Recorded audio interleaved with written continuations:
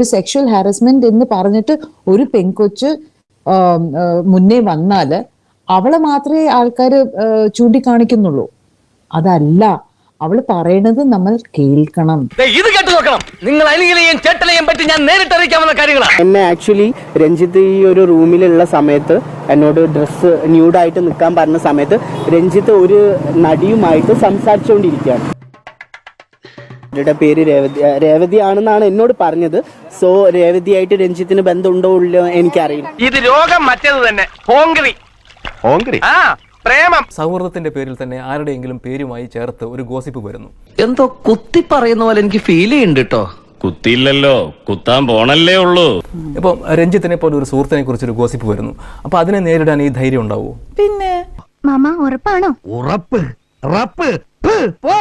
എന്നെ ആക്ച്വലി രഞ്ജിത്ത് ഈ ഒരു റൂമിലുള്ള സമയത്ത് എന്നോട് ഡ്രസ്സ് ന്യൂഡായിട്ട് നിൽക്കാൻ പറഞ്ഞ സമയത്ത് രഞ്ജിത്ത് ഒരു നടിയുമായിട്ട് സംസാരിച്ചുകൊണ്ടിരിക്കുകയാണ്.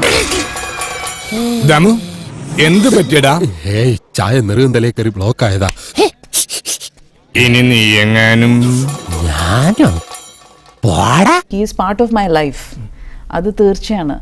പക്ഷെ അതിനെക്കുറിച്ച് എനിക്ക് എക്സ്പ്ലെയിൻ ചെയ്യാൻ എനിക്ക് ആവശ്യം വന്നിട്ടില്ല. ഇത് കേട്ട് നോക്കണം. രേവതിയായിട്ട് രഞ്ജിത്തിന് ബന്ധമുണ്ടോ ഇല്ലയോ എനിക്കറിയില്ല. ഇതിനിടക്ക് അങ്ങനെ ഒരു സംഭവം ഉണ്ടോ? ഇതിപ്പോ പണ്ടാരാണ്ട് പറഞ്ഞതുപോലെ ചക്കിന് വെച്ചത് കൊക്കിന് കൊണ്ടു. ഇല്ല, അവര് എന്റെ ഫോട്ടോസ് എടുത്തിട്ട് എങ്ങനെ അയക്കുന്നുണ്ടായിരുന്നു. അപ്പൊ ഞാൻ ചോദിച്ചു ആർക്കാണ് അയക്കുന്നത്. അപ്പൊ പറഞ്ഞു രേവതിക്കാണെന്ന് പറഞ്ഞു. രേവതി ഉണ്ട്, അവര് നിന്നെ കണ്ടിട്ട് ഇഷ്ടമായി എന്നൊക്കെയാണ് എന്നോട് പറഞ്ഞത്. എനിക്കും ഇഷ്ടമാണ്, കല്യാണം കഴിക്കാൻ തയ്യാറുമാണ്.